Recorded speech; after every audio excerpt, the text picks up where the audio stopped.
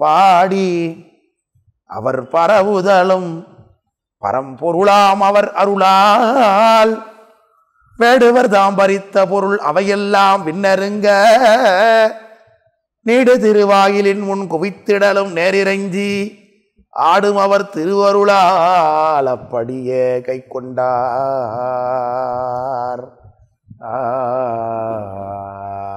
அதிகம் பாடி முடிச்சோம். என்னாச்சு? பாடி அவர் பரவுதலும் பரம்பொருளாம் அவர் அருளாள்னார். பரம்பொருள் அப்படிங்கிறார் திருவருங்குண்டி சாமியை. வேடுவர் தாம் பறித்த பொருள் அவையெல்லாம் விண்ணருங்க நீடுதெரு வாயிலின் மின் குவித்திடலும். இந்த வாசலுக்கு முன்னே எப்படி குமிச்சாரம் கொண்டு வந்து அது திட்டு வாங்க வேண்டியிருக்குல்ல, அதான் வேற ஒன்றும் இல்லை. இந்திரமணி சாமிகிட்ட வாசல் வாங்கணும்னு அவருக்கு இருக்கு. அதெல்லாம் கூட்டு கேட்டு வாய்க்கிறார், அவ்வளோதான். அது திருவிளையாடல். அதான் இதனால அப்படி நம்ம நெருக்கமானவங்க நம்ம திட்டும் போது நமக்கு ஒரு இதாக தெரியாது தானே. ஆமாம், அதான் நம்ம ஃப்ரெண்டு நம்மளை வந்து பைத்தியக்கார மாதிரி பண்ணிட்டு இருக்காத அப்படிங்கும்போது நமக்கு எவ்வளோ சந்தோஷமாக தான் இருக்குது. அது ஒன்றும் தப்பாக தெரியாது இல்லையா? அதுதான் ஐயோ. அப்போ நேடு திருவாயிலின் முன் குவித்திடலும் விண்ணருங்க குவித்திடலும். ஆகாசமே முட்டுது. சேரமான் பெருமானார் கொடுத்த அந்த நவமணி பொண்ணெல்லாம் நேரிறைஞ்சி ஆடும் அவர் திருவருளால் அப்படியே கை கொண்டா. சேக்கரார் சாமி சொல்றார், அவன் புடுங்கினதான் கொடுத்தார், இவர் ஒன்றும் மாற்றி கொடுக்கல, நான் அப்படியே கை கொண்டார். அவர் என்ன கொடுத்தாரோ அது அப்படியே அங்கே வாங்கி கொடுத்தாச்சு, அவ்வளோத்தான். இவருக்கு என்ன பேர் வேண்டியிருக்கு? இப்போ நான் கொடுத்தேன், அவ்வளோத்தான்.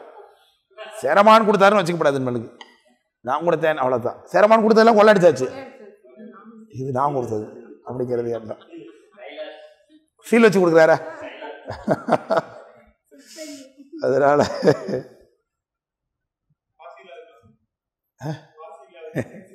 கை கொண்டு கோடும் போம் அக்கை வினைங்கர் தமையேவி மை கொண்ட மீடற்றாரை வணங்கி போய் கொங்க கன்று மை கொண்ட காதலினால் விரைந்தேகி மென் கரும்பும் செய்கொண்ட சாலியும் சூழ் திரு ஆரூர் சென்றணைந்தார். திருவாரூர் எப்படிப்பட்டது? மென்கரும்பும் செய்கொண்ட சாலியும் சூழ் திருவாரூர்னார். அது மருதநல கஷேத்திரம் என்பதனால சாலி மென்கரும்பு, கரும்புகள் நெல்லும் நெல்வயலும் சூழ்ந்திருக்கக்கூடியது ஆகிய திருவாரூர் என்று காட்டுகிறார். கை கொண்டு கொடு போம் அக்கைவினைங்கிறதமையேவி. அடி வாங்கினாங்களே அவங்கள தான் திரும்பி கூப்பிடுறார், வாங்கப்பா எடுத்துங்க அவங்க பொருள்லாம் எடுத்துட்டு கிளம்புங்கிறார். மைக்கொண்ட மிடற்றாரை வணங்கி போய். அங்க மைக்கொண்டு மிடறார் யாரு? முருகமுடி சாமி. Right, very good. கொங்ககன்று மைக்கொண்ட காதலினால் விரைந்து ஏகி மென்கரும்பும் செய்கொண்ட சாலியும் சூழ் திரு ஆரூர் சென்றணைந்தார். நாவலர் மன்னவர் அருளால் சரின நெல்லு.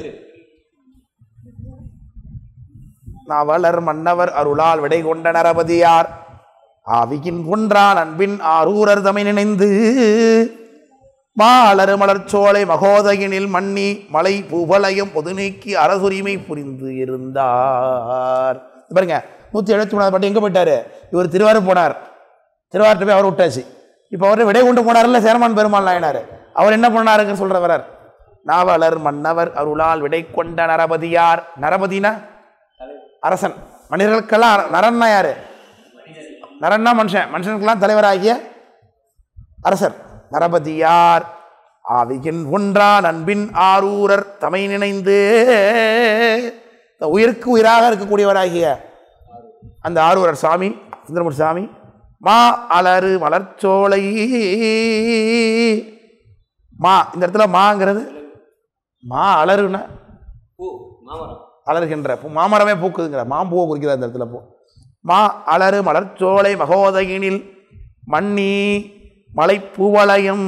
பூவலயம்னா உலகம்னு அர்த்தம். பூ வளையம், கடலால் வளைத்து கட்டப்பட்ட, கடலால் சூழப்பட்ட உலகம்னு அர்த்தம். பொது நீக்கி அரசுரிமை புரிந்து இருந்தார். பொதுனா குற்றங்களை நீக்கி இவர் சிறப்பாக ஆட்சி பண்ணார்னு அர்த்தம். சிறப்பு நிலையில் ஆகம வழியில் ஆட்சி பண்ணார்னு அர்த்தம். முகமாற்றி புது நீக்கி திறமை நிலை எல்லாம் தம்மை நினைவல்லாருக்கு எல்லாம் பெருந்தனையே பெரும்பற்ற பொலியூரானே பேசாத நாள் எல்லாம் பிறவானாலே பாட்டு.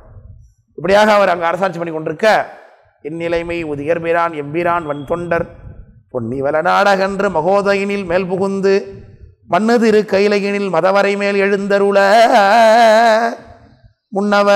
முன்னர்வய பரிவுகைக்கும் திருத்தொழில் பின் பொழிகின்றாம்.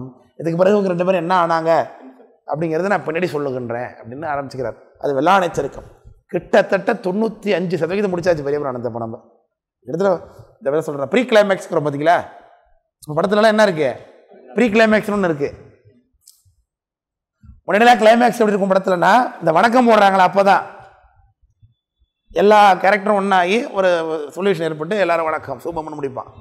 இப்போ படங்கள்லாம் ப்ரீ கிளைமேக்ஸ்னு வைக்கிறான். அது ட்விஸ்டெல்லாம் அவுத்து விடுற இடம் வந்து ப்ரீ கிளைமேக்ஸ். அப்புறம் எல்லாரும் சால்வேஷன் ஆகி சந்தோஷமாக இருக்கிறது படம் முடிகிற இடம் அதுதான் இல்லையா? ஸோ அது மாதிரி ப்ரீ கிளைமேக்ஸ். சுந்தரமூர்த்தி சாமி இதுக்கப்புறம் என்ன ஆக போகிறார் பாருங்க.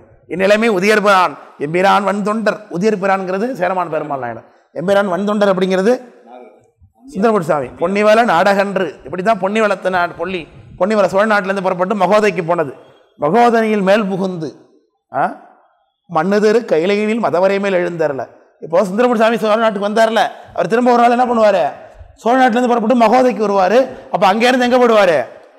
மண்ணுதரு கைலகினில் மதவரை மேல் எழுந்தருள இல்லையா? அந்த ஆணை மேல ஆணை ஊறி தபகை அடியேனோடு மீளக்கொளா அப்படின்னு பாறார். அந்த யானை மேல போற வரலாறு சொல்ல போறார். இவரு குதிரை மேல போறார். பின்னாடியே சொல்கிறார் முன்னர் வய பரிவுகைக்கும் திருத்தொழில் பின்மொழிகின்றான் அப்படின்னு சொல்றேன். இப்ப நிறுத்தி வச்சுட்டு எங்க போறாரு? அடுத்தவராக இருக்கக்கூடிய காழி கனநாதர் என்கின்ற நாயனாரோட சரித்திரத்துக்கு போறார். 175 பாட்டு.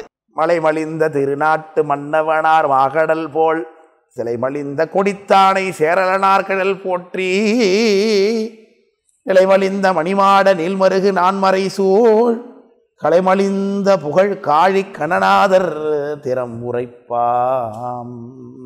மலைமலிந்த திருநாட்டு மன்னவனார். நிறைய மலைகள் இருக்கக்கூடிய திருநாடு மலைநாடு. அதிலே மன்னவர் யாரு?